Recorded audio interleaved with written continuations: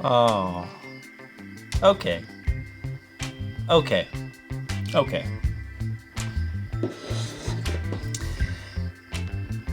It sounds beautiful. Welcome back to New Record Day. Happy Frequency Friday.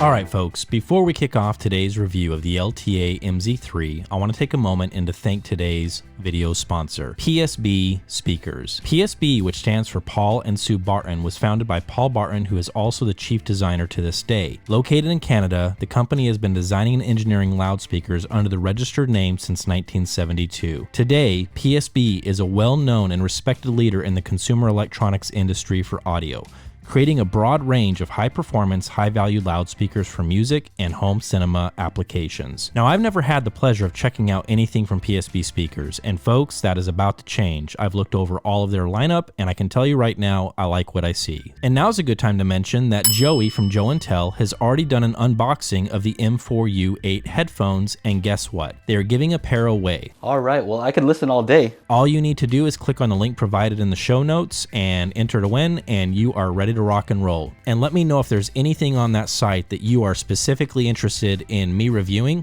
I'll be happy to do it. And with all this being said, PSB Speakers, thank you so much for sponsoring today's show.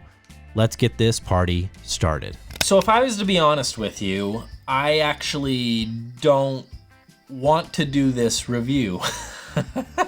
I'm being selfish. I've had the pleasure of taking the LTA MZ3 for a spin now for, quite a few months, and maybe I've taken advantage of that time. So LTA, thank you for your patience. I certainly do appreciate it. I've been dragging my feet on both the MZ3 as well as the ultralinear amplifier that LTA sent to me. The ultralinear amplifier is going to be up next, probably next week at the latest. This little guy, this is an endgame headphone amplifier. I'm gonna do my best to avoid getting a little bit too gushy here. There are some things that I'm gonna bring up that I don't necessarily love about what you get for the asking price of 3,700 smackaroos. So yeah, let's deal with the shock of that right now. Understand this. This is New Record Day. I'm not afraid of reviewing stuff that is getting up there in price. And it's not the only thing that I'm going to review here on my channel. I don't mind doing this, and I think I have some mass drop headphone amps that I'll be doing pretty soon that sound great, and they're nowhere near the asking price of this bad boy. But this is something different. So I think a good place to start before we jump into the listening impressions is let me run you through some of the basics. And I do want to mention this is not going to be a super technical review. I'm going to admit it, I'm not qualified to even really walk you through the ins and outs of microzodal technology and yanking out a transformer out of a tube amplifier and why you would do that. But I am going to tell you the basic idea and concept. This is a tube headphone amplifier, but it's also a preamplifier and an integrated amplifier. More on that in a minute. All tube.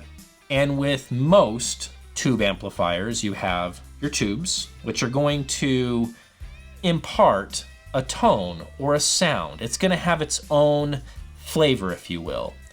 But then you also have a transformer.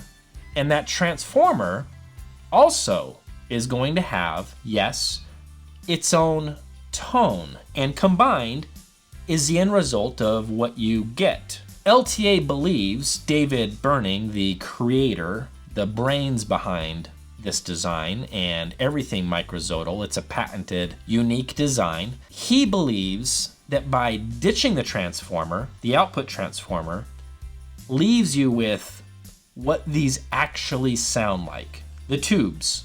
You're hearing the tubes in all of their glory. I'm gonna do the best that I can as a reviewer to walk you through what I believe that actually sounds like, and then you get to decide if that is something that you want to jump into. I'm not here to sell you anything today. There's going to be some hyperbole in this because this is a wonderful, mean, it is a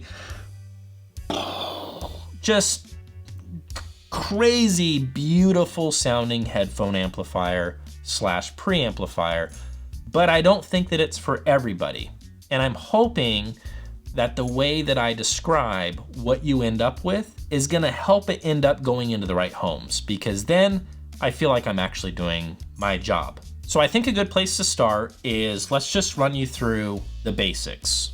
Front panel, back panel, what are we looking at, and what kind of functionality can you expect from the LTA MZ3? This is the power supply for the MZ3. And as you can see, it is a beefy, serious power supply. What I'm hoping to do is get David on the show, maybe do a podcast with him, and we can actually kind of walk through some of the more technical aspects of this. Again, I'm just gonna be explaining what you get. What I will tell you is I reached out to Linear Tube Audio, and they mentioned that the chassis for this guy actually looks a little bit different, and it matches this guy now. So I don't know what that looks like. Not that there's anything wrong with the way this looks. I think it's fine. But what you got here is, from the wall, you have your power socket, IEC. And then you have also this jack right here, XLR, 4-pin XLR style jack, that then plugs into the back of this guy, and you have a cable to do so. I'll show you that. Yeah, so this is the cable that is supplied that you get, and it looks like a microphone cable, except it has 4 pins, like I mentioned, little locking XLR connectors, and it works great. It's not the longest cable in the world, so just be ready for, being strategic about where you place the power supply versus where the unit is. Keep that in mind. I'm sure you could have these cables made longer for you without much trouble at all, so not a problem either way. All right, so on the front of this guy, you do have obviously a place to plug in your headphones. It's a 1/4-inch jack right here. This little toggle switch right here is what allows you to change from running it as a headphone amplifier or as an integrated slash preamplifier.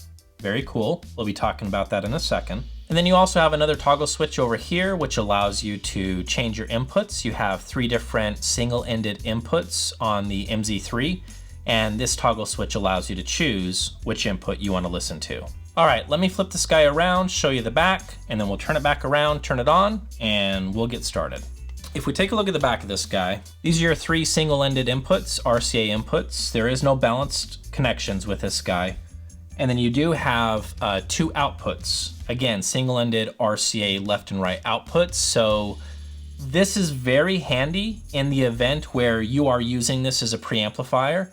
You absolutely can use this with subwoofers, and that's exactly how I used it in my rig. So, from here I was running, 2 of these jacks into the ultralinear amplifier, and then the other 2 jacks left and right into my dual H-frame subs, cranked up the Exoticas, and I was ready to rock and roll. Speaker terminals on the back are if you're going to be using this as an integrated amplifier. This is an integrated amplifier. Disclaimer here, it does 1 watt, literally 1 watt. So sensitivity is important. If you've been around on my channel for the last few months, you do know that I kind of did a mad scientist experiment with this guy, seeing what it can actually do when you run it with speakers that aren't necessarily recommended. And in that example, it was the Exoticas. They're right around 95 dB sensitivity. And I gotta say, I was surprised at how well this actually performed using only 1 watt. I didn't think that it would do as well as it did. Would it be an end-game amplifier for the Exoticas? No. One other thing that I'm gonna mention before I turn this guy on, the chassis is aluminum, and it is low resonance aluminum, and it is made by Fern & Roby. They are here in the States, American made, and I gotta say, I love this design. There is something very attractive about this whole unit. To me, it's almost it almost looks military in a way. It's an interesting hi-fi design, and I like the fact that LTA decided to go in a little bit different direction than the old school typical stuff that we normally see. I think that we can agree, if you're gonna drop that kind of cash on something like this, it should look cool, and I think they knocked it out of the park. This is a very cool looking headphone amplifier, and I would be proud to have this on a shelf somewhere and have people ask, what is that? I'd be like, yeah, let's grab some headphones. I will gladly show you. All right, so the cables, the interconnects that I've used throughout this evaluation are Triode Wire Labs, and they've worked out great for me for the past, gosh, 5 years. Audience makes some fantastic interconnects, and so does Audio Art Cable. They're all fantastic, so I'll have links to those guys down below as well if you're interested. So the sources that I've been using, for the most part, are actually digital. New digital day. I've been stuck on digital for a while now. I think ever since the twins were born, it's easy. So time to try some DACs and see what the big deal is with DACs. And the two that I've been using, the first is going to be a bit more on the affordable side. It is a Shit Audio Bifrost 2. I recently got that in. If you haven't seen my unpacking of that entire bundle of gear that Shit Audio sent me, Skahit Audio, for those that have a sense of humor. The Bifrost 2 DAC sounded very good, for sure, with this headphone amplifier. But I gotta say, I think it moved a little bit too analytical, a little bit too detailed for my tastes. And we're gonna be talking about that in a second with this bad boy. A more interesting option, which is not cheap, is PS Audio sent me their direct stream DAC. That's what's plugged in. It's just on the ground here beside me. And that guy is, I think, $6,000, somewhere around there. Let me just do my fact check here real quick. The DAC is $6 grand. It's expensive. That's a lot of money. Hear me. It's not about this DAC specifically that I want to talk about. What I do want to say is this. After going from the Bifrost 2, which on its own in my rig, or even with all the other shit gear, it actually sounds very balanced to me. I don't think that it's moving one way or another, meaning, is it hyper detailed? Is it about throwing all the details in your face? Is it forward, or is it more relaxed? Is it more analog sounding? I feel like the Bifrost 2 is kind of in the middle, and it reminds me of what I love so much about the Leo with its built-in DAC, and it sounds pretty natural and pretty even Steven to my ears. I feel like it's just voiced very well. I would say the same thing about the Bifrost 2 until you feed it into this machine. Things get very detailed, especially when you feed it to these babies. These are my favorite headphones on the block right now, and guess what? They're not super expensive. These are the Beyerdynamic DT 1990 Pros, and these were recommended by the YouTube Lumberjack resident. His name is Joshua Valor. He's a lumberjack that does headphone reviews, so go and say hi to Josh. He's a nice guy. I love these headphones. And one of the things that I love about these headphones is they are a lot of fun. They're all about fun. They're a kickin' headphone. And I'll say this, I loved the Sennheiser HD 800s until I heard these, and I sold the Sennheisers. I was like, yeah, no, I like these more, and they're cheaper. So I'll leave some links down below if you're interested in these. I highly recommend a pair of these if you haven't heard them yet. They are a blast. They're very detail-centric. So again, what I'm trying to walk you through and help you understand is, and we're going to talk about it in just a second, the source matters with this. And the headphone that you're plugging into this definitely matters. You got to be careful because you might end up with Detail City, and driving into that city, well, you might not love everything that you hear. It might be a little bit too much for some of you folks. So maybe I'm getting long-winded, but I think it's important that you just understand that what I listened to and what my experiences led me to believe was inside this little black box is a lot more detail than I think folks would suspect when they see glass. I think that they would be shocked at what this thing can do in terms of detail retrieval, especially if all they've heard is tube gear with transformers that have that creamy, sort of lit from within, sort of chesty type midband where things, yeah, they're inviting and they kind of have this warmth to it. Newsflash, and this is where I'm going to try to get this into the right homes. I don't hear that in this at all. This guy, to me, is a completely different animal. So let's power it up and I'll walk you through my impressions of the LTA MZ3. Here is the startup sequence as soon as you press the power button.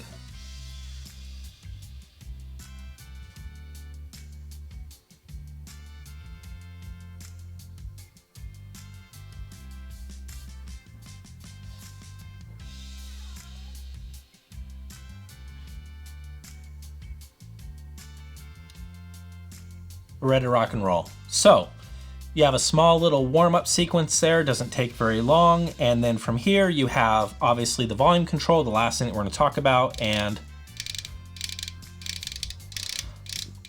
I've got a noise gate on this microphone, so I don't know if it's going to pick up the sound of this. If it doesn't, then I'll make sure that I add it in post, but the little clicks on this,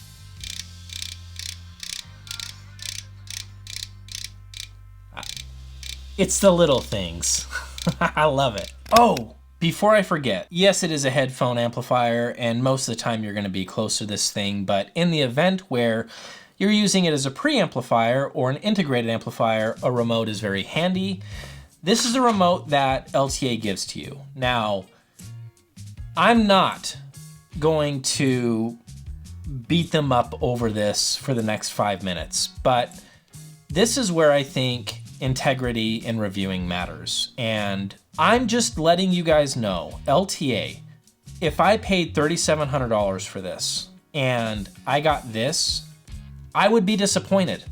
I'm just being honest with you that I would feel like you did all of this and then you threw this in here.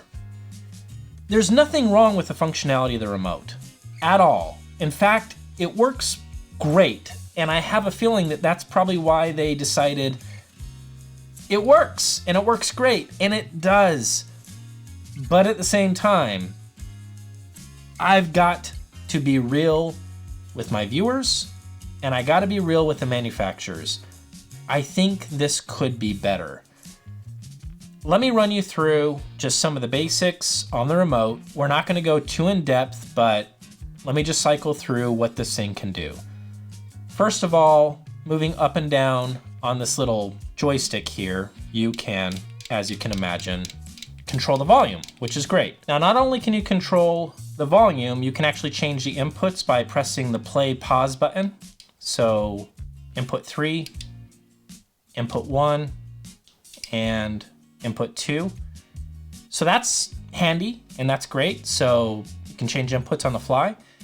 And then with the menu button, you can actually cycle through a number of different options that are built into the amplifier as well. And we have a way to change the balance on the amplifier, which is handy. You also have a way to change the brightness of the LEDs. You have a way of selecting one of the 3 inputs to be designated for home theater use if you want to be able to use this within a home theater environment. You have a way of changing the display timeout so the LEDs turn off and it basically works as night mode, if you will. You have a way of setting the left and right arrows on your Apple remote to control the balance on the fly. So not only can you control the volume on the fly, you can then also use the left and right joystick to control balance, which is pretty handy. You have a power on override option that you can turn on or off as well. And last but not least, you have an option to reset all of the settings back to the default operation. The remote works great and it gives you all the functionality that you need.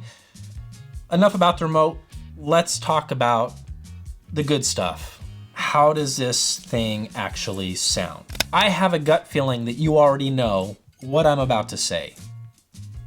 Based on everything that I've said so far about DACs, sources, what type of headphones, how this all is kind of working together, lots and lots of detail, what you end up with is kind of a bizarre experience. And I'm saying bizarre for a reason, because it bends your mind, because you're almost convinced you're hearing the best that solid state has to offer, minus one thing that we're going to talk about in a minute. The best that solid state has to offer, but it doesn't sound nasty at all. Let me unpack this. Some solid state, not all, but some solid state that is hyper detailed, all about detail. For me, it's a great fireworks show for a couple of minutes, but then I'm done. I just can't keep going. It's too analytical. It's too much. This is a detail machine, but too much of this doesn't impact me the same way that if this was solid state and being hyper detailed, the way that would impact me. Meaning, I like this fireworks show and I want to stay longer than 5 minutes. I would love to know why that is. I would love to know why is it that I find myself enjoying all of this glorious detail coming out of this machine. I'm not entering any kind of fatigue, whereas with some solid state designs, 5 minutes and I'm done, I'm checked out. The one thing that I will say, trying to keep this review as level-headed and chill as I possibly can, not getting too gushy. In my opinion, there are some solid state headphone rigs that I've heard that pull into the lead of the MZ3 when it comes to bass slam and dynamics. It's harder, it's cleaner, it hits like a freaking truck. I would be lying to you guys if I told you that it is best in class in that category, because you know what? It's not. As we move up the chain in the fundamentals in the mid-range, forget about it. It's liquid. It is open. And when it comes to the staging, when I listen in, like the DT 1990s, which they have a decent sound stage, you have a believable room that you can hear for sure. What boggles my mind is the precision of where one instrument stops and another instrument begins.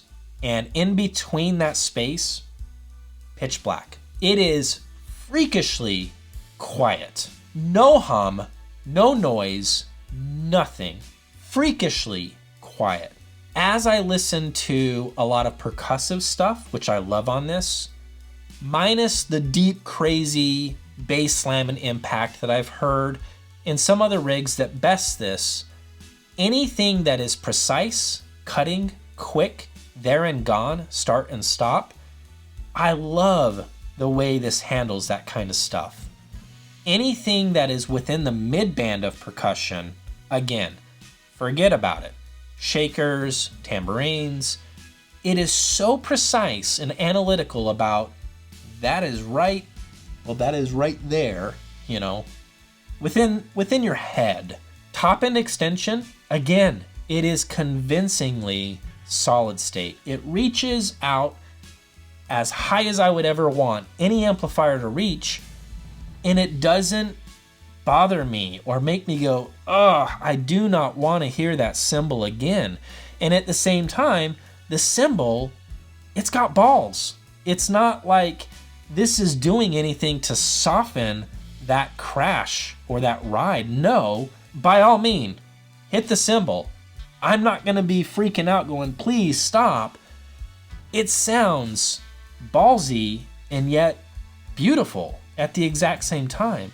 Electric guitars, it's something else. It really is I know I'm entering into hyperbole here, but whether it's AC/DC, whether it's Led Zeppelin, whether it's Pink Floyd, whether it's some of David Gilmour's solo albums, it doesn't matter. Anytime I hear a Strat, a Les Paul, cranked into a Marshall, Fender Blackface, you name it, anything in that recording that is an electric guitar, I love the way that this thing pulls that out of the recording and says, here you go, Ron, this one's for you, buddy.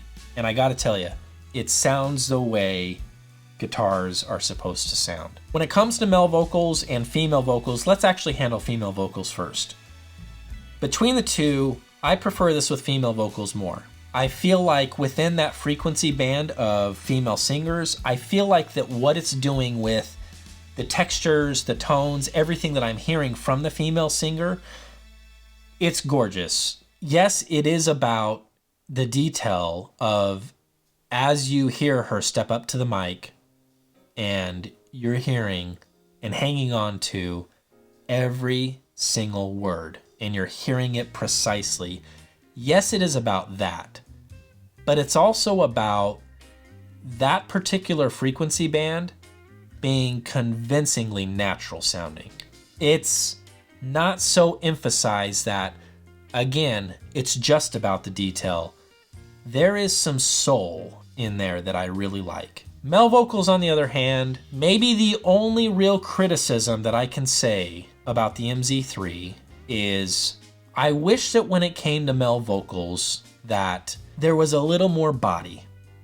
Just a little more heft and body in baritones and deeper male vocals. It doesn't really, let me say it like this. Maybe what I am used to is tube amplification with a transformer that is just giving me a little bit more bloom, just a little more chestiness in the vocals, because the truth is, I don't hear it as much with this. This is more about clean cut. Yeah, you got just enough meat on the bones to prevent it from sounding thin. It doesn't sound thin. I don't want you to feel that way.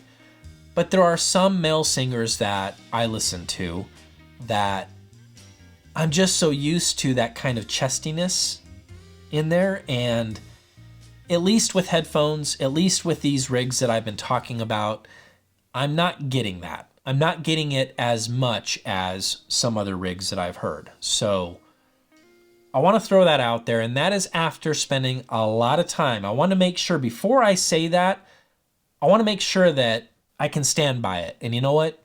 I can stand by it. What about using this guy as a preamplifier? It's a good question. Here's the thing. I don't want to give this back. It's the biggest compliment that I can give to LTA because there is only one other preamplifier that I have in my possession right now that I like as much, if not a little bit more than this guy. And that preamplifier you can't buy anymore. It's out of production.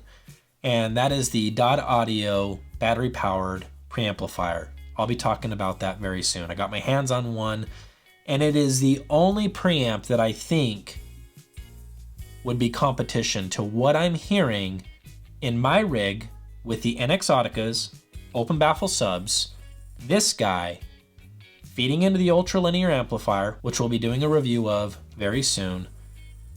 Only when I swap this out for the Dodd Audio do I go, okay, I guess they can have this back.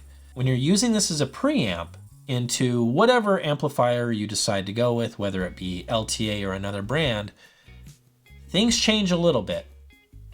It is still, I would say, detail-centric for sure, but the thing that I noticed is my soundstage that I was working with, depth, width, height, all of it, best in class. If the question is, should you consider this as a bona fide, beautiful sounding, holographic, huge soundstage monster preamplifier, all day long, you should consider it, especially if this is within your piggy bank budget. As an integrated amplifier, it's uncharted territory for me. I tried it with the NX I was surprised with what it was able to do. I have tried to get my hands on some very sensitive speakers. I hoped that the RP600Ms were going to fit the bill, but they didn't. I pretty much ended up in the same boat as I did with the NX. I just, especially in my room, it's a pretty big room, I couldn't really get to where I needed to go. So I'm going to leave that as a no comment from me. I don't want to fall on any swords here. I do recommend that you go over to LTA. They have a section on there where they talk about sensitivity, what their recommendations are, and that would be a smart choice. So in the end here, what do we have? Well, as far as I'm concerned, we've got a real winner on our hands. I would be proud at one point in my life to own something like this. I would be happy to have it on a shelf, and when friends came over, I would strap a pair of headphones onto their head and I would rock their world, and I would giggle and laugh at them, because that's what this machine is able to do, is melt brains, because you're hearing things in the music that, wow, wicked detail, convincingly solid state, with all of the benefits and the glory that can only come from tubes. And that is my review of the LTA MZ3. Thank you so much for stopping by. I hope you liked this review. If so, please do me the honors of leaving me a thumbs up and hit the bell notification so you know when the next video drops.